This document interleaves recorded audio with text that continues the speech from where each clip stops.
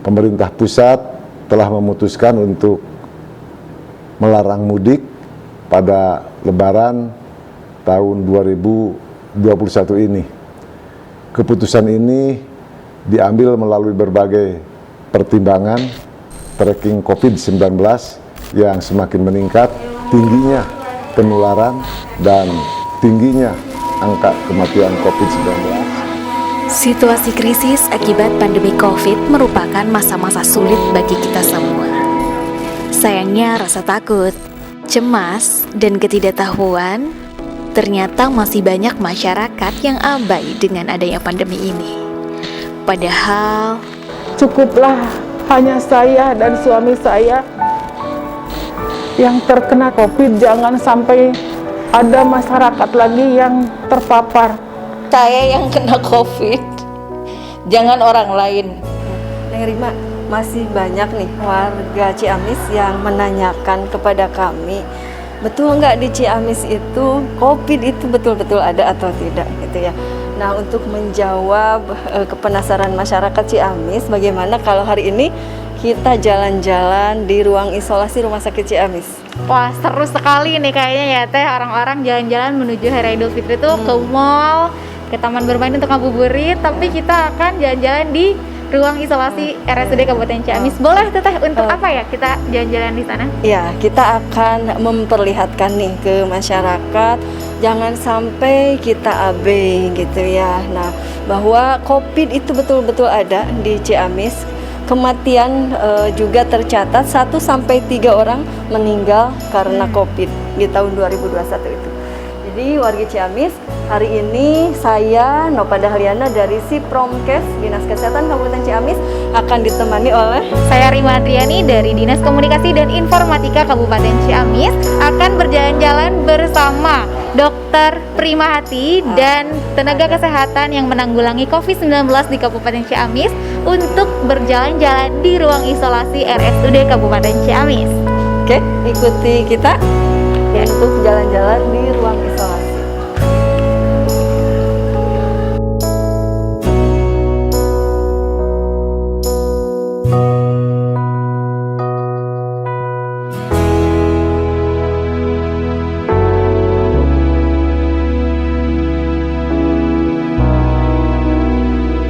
Nah, Balas Diskom, sekarang saya bersama Mas Tio dan Dr. Prima Hati dan kita akan mengunjungi ruang isolasi yang ada di RSUD Kabupaten Ciamis. Boleh, Dok, dan ya.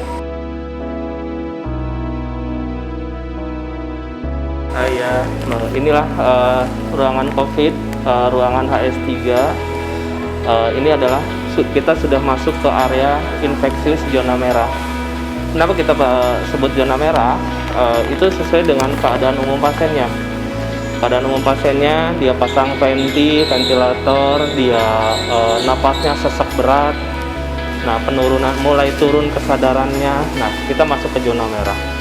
Di zona merah ini ada CCTV, jadi kita tidak harus masuk ke ruangan. Jadi dalam kondisi tertentu kita bisa segera melakukan tindakan apabila pasien kiranya perlu tindakan segera.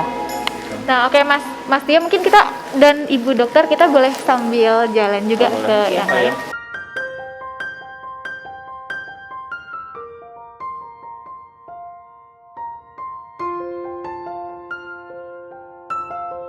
Nah, ini pasien-pasiennya, dia terpasang venti seperti itu. Oke, dari setiap hari mungkin ya, apalagi Mas Tio lebih tahu dari lapangan karena sebagai orang lapangan di sini. Ada berapa sih jumlah pasien COVID-19 di RSUD Ciamis yang dilakukan isolasi itu? Untuk sekarang ini jumlah kita kapasitas 55 tempat tidur terbagi menjadi 2 lantai, lantai bawah, lantai 2 dan lantai 3. HS2 dan HS3. HS2 kita kapasitas 24 tempat tidur. HS3 kita kapasitas 31 tempat tidur. Nah, sekarang terisi yang sudah confirm atau positif itu 35 orang hari ini. Nah, untuk yang probable atau suspek itu ada 7 orang. Jadi total kita hari ini 42 orang. Seperti itu. Zona merah kita ada 2 pasien yang terpasang venti, 2 pasien. Pada saat ini. Pada saat. Iya. Nah, mungkin kalau saya lihat ini untuk pasien pertama yang di ruangan ini tuh itu kan orang tua ya, sepuh gitu. Untuk anak muda ada nggak sih yang dilakukan isolasi di sini tapi dengan kondisi yang mungkin belum begitu parah? Gimana itu biasanya? Ada, anak muda ada dengan usia sangat produktif, dia usia 18 tahun, 19 tahun juga ada. Nah, untuk kondisinya seperti apa nih dok kalau anak muda kayak gitu kan, kalau disebut kekebalan tubuhnya sangat kuat tapi bisa terpapar COVID sampai harus diisolasi di RSUD, itu seperti apa? Sebenarnya bukan hanya tergantung dari bagaimana daya tahan tubuh, tapi seberapa sering dia terpapar. Terpapar itu artinya dia kontak dengan penderita yang sebenarnya dia menderita COVID. Jadi kalau dia hanya ketemu sekali aja, mungkin ya hanya ketemu sekali, dia pas mungkin beli di salah satu toko yang kebetulan penjualnya atau sesama pembeli di situ itu ada yang COVID, dengan tidak memakai masker, tidak menjalankan prokesnya, dia bisa terpapar. Kalau cuma sekali, mungkin dengan daya tahan tubuh yang masih bagus, dia tidak akan tertular.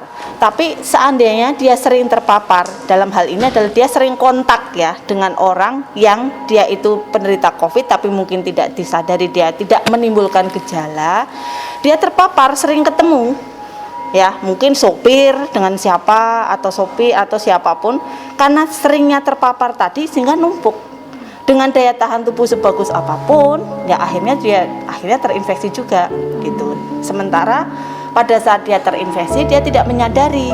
Nah, tidak menjaga kesehatannya, kemudian kurang istirahatnya juga akhirnya menimbulkan gejala akhirnya gitu.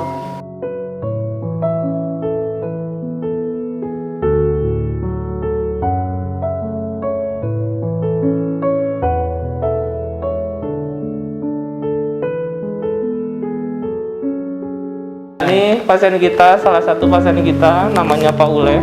Dia pos pasang venti apa ya? Iya. Dipasang sungkup. Pakai mesinnya. 3 kali ganti. 3 kali ganti.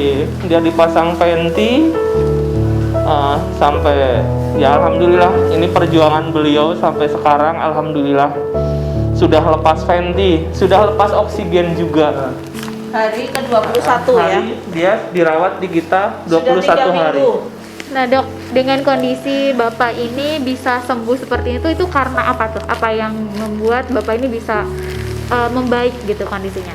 Beberapa faktor, diantaranya pasien itu dengan kondisi tanpa komorbid dan dengan komorbid itu nanti akan mengalami masa rawat yang berbeda.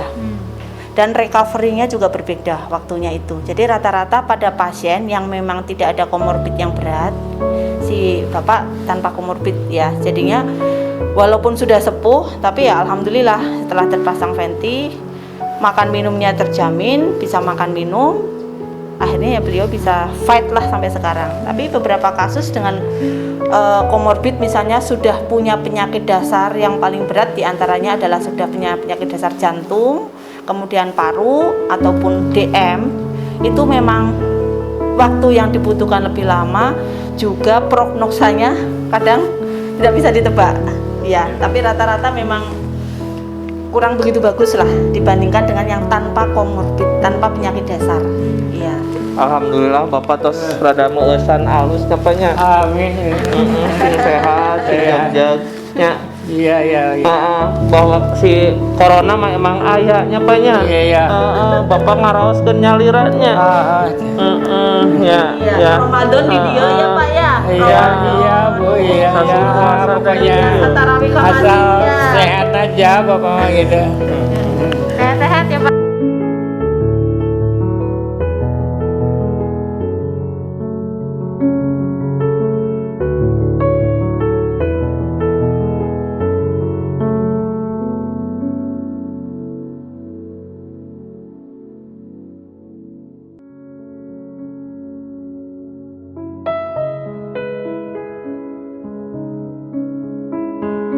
Bapak kumaha paraosna dipasang pen ieu naon teh dibekem. Ieu Sanes nu ngangge alat. alat aduh. Sesek pisan. Tapi alhamdulillah ayeuna dibukanya. Gitu ya. Sing sehat teras nya ayeuna alhamdulillah Bapak tos ngangge oksigen selang. Saturasi oksigen juga udah mulai membaik. Ya, Bapak tetap semangat, yakin sembuh. Ya. Amin. Ya, Semangat, gitu ya, Pak. Pak.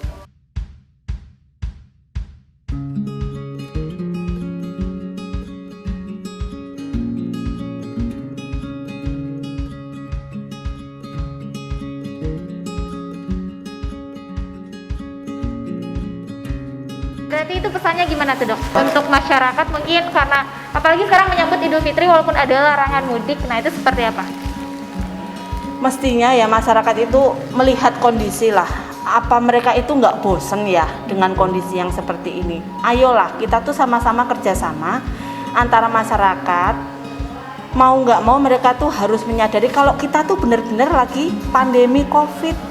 Jadi prokesnya dijalankan, kemudian aturan dari pemerintah untuk menyarankan membatasi kumpul-kumpul ya itu memang sebaiknya benar-benar dijalankan. Lebih baik kita utamakan kesehatan agar kita tuh semuanya sehat dan pandemi itu segera berlalu. Itu aja. Kalau misalkan padahal hanya 14 hari misalkan ya dokter ya. Iya. 14 hari kita jangan berkerumun, insya Allah selesai. Kayak gitu. Satu lagi ini pemerintah kan sebentar lagi mengadakan yang itu ya, pembatasan mulai tanggal 6. Saran saya untuk masyarakat dan lingkungan itu saling bekerja sama. Kalau ada pemudik yang baru datang, disarankan dan diawasi untuk dia itu isoman dulu 2 minggu di rumah. Begitu mereka datang ke kampung, tolonglah isoman dulu ya, nggak usah berkeliaran kemana-mana. Ya, jadi biar tidak menambah lagi beban masyarakat kita dengan bertambahnya penderita COVID yang masuk rumah sakit dan dirawat itu.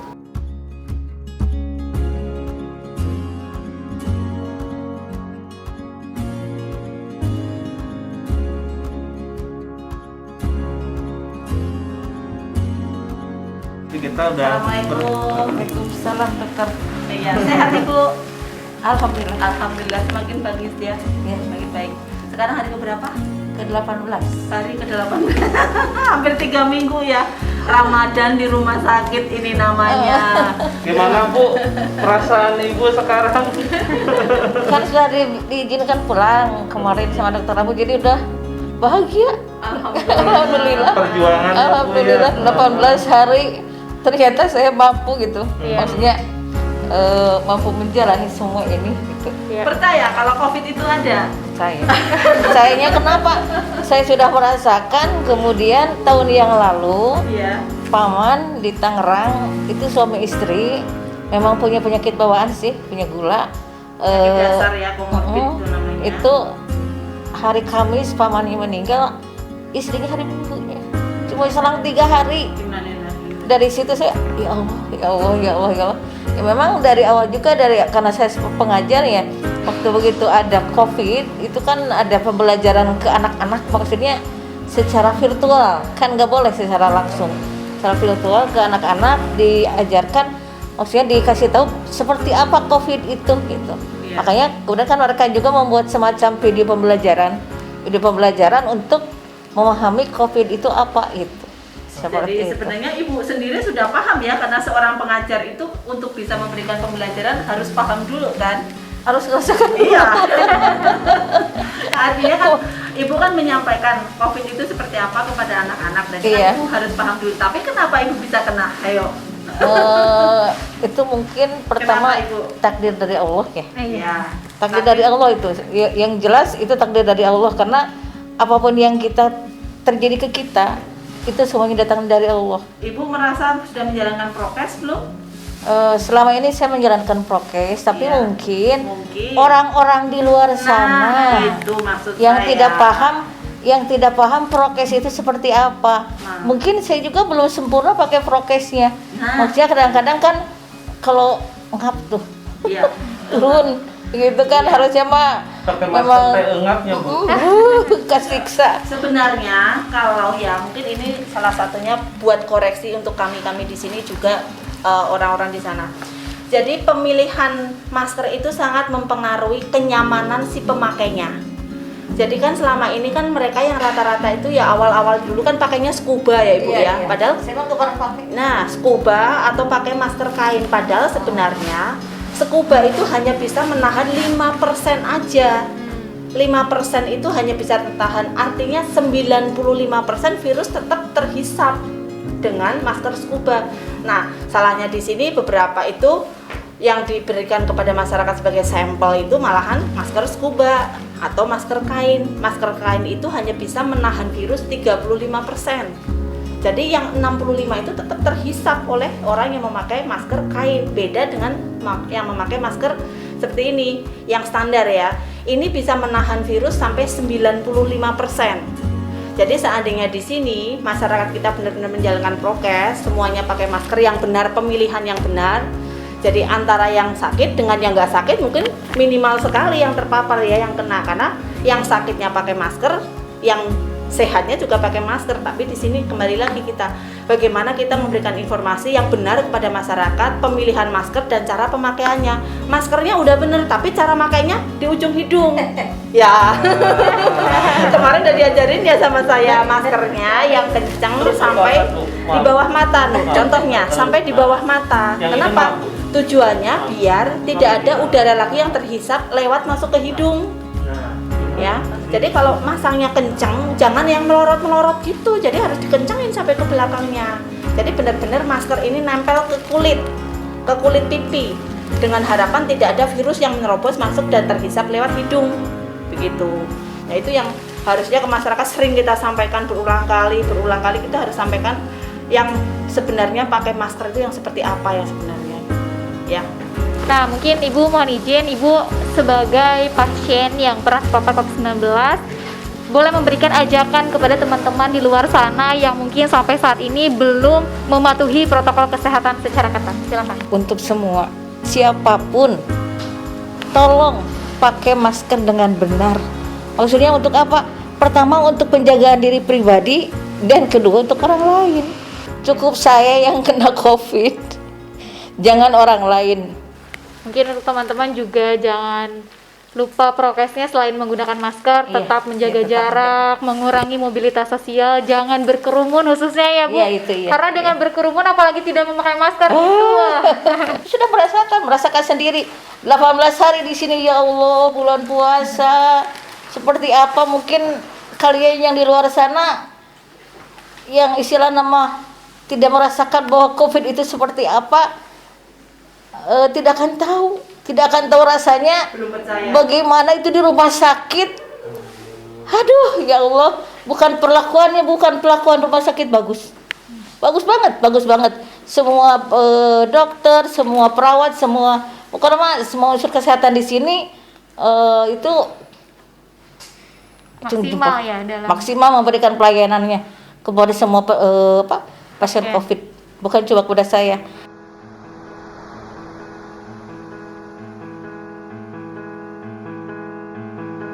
Nah, Baladiskom, tadi saya bersama Mas Tio dan dokter sudah ke zona merah, kemudian zona hijau, bertemu dengan beberapa pasien COVID, dan sekarang kita akan bertemu dengan pasien COVID juga ya dok? Ya, yang akan kita temui sekarang adalah keluarga Dr. Erisanti, di mana status Dr. Erisanti sendiri sudah terkonfirmasi, tapi karena kondisinya beliau sudah dirujuk ke RSHS untuk mendapatkan terapi yang lebih intensif di sana.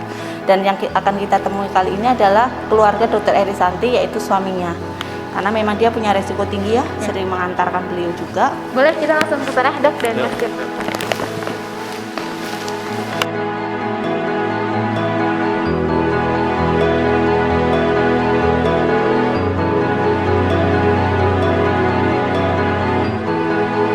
Baik Baladiskom, sekarang saya sudah bersama Bapak yang salah satu pasien yang sedang diisolasi di RSUD Kabupaten Ciamis. Mungkin Bapak bisa memberikan ajakan kepada masyarakat nih sebagai pasien COVID-19, apalagi Bapak dari keluarga tenaga kesehatan. Ya, yang pertama bahwa COVID itu nyata, ya bukan hanya mitos seperti yang dianggap kebanyakan masyarakat, sehingga mereka banyak yang merasa abai dengan protokol kesehatan yang seharusnya, sehingga tidak hanya masyarakat yang kena, justru dokter sendiri yang setiap hari bergelut dengan pasien-pasien COVID bisa terkena imbasnya juga.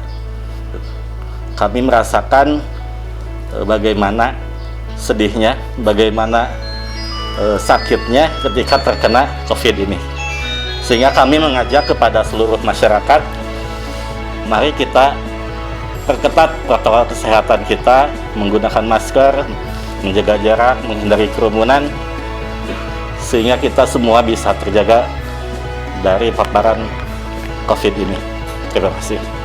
Terima kasih Bapak atas waktunya. Semoga kembali sehat. Amin. Dan bisa kembali ke rumah bersama keluarga. Amin. Nah, Baladiskom, itu dia tadi kunjungan saya ditemani Mas Tio dan Dr. Primahati di ruang isolasi RSUD Kabupaten Ciamis. Nanti kita akan ke ruangan-ruangan lain, tapi yang pastinya kita akan buka dulu nih pengaman kita pada siang hari ini karena cukup panas juga ya Mas. Apalagi Mas Tio yang tiap hari ya. Panas dan sesek, ingat, sangat nggak nyaman pakai ini. Jadi sekali lagi jangan sampai masyarakat yang di sana yang sehat jangan sampai masuk ke sini lah. Ya. Jadi tetap prokes itu sebagai kewajiban kita untuk menjaga sebelum terinfeksi.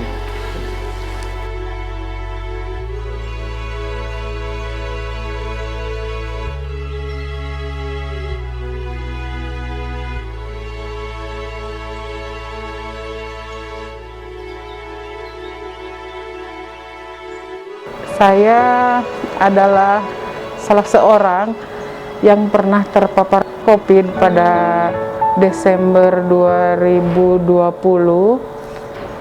Saat itu saya selesai rapat dengan teman kerja, terpapar COVID dan akhirnya menularkan kepada 8 orang anggota keluarga saya, termasuk suami saya, anak, mertua, juga orang tua saya.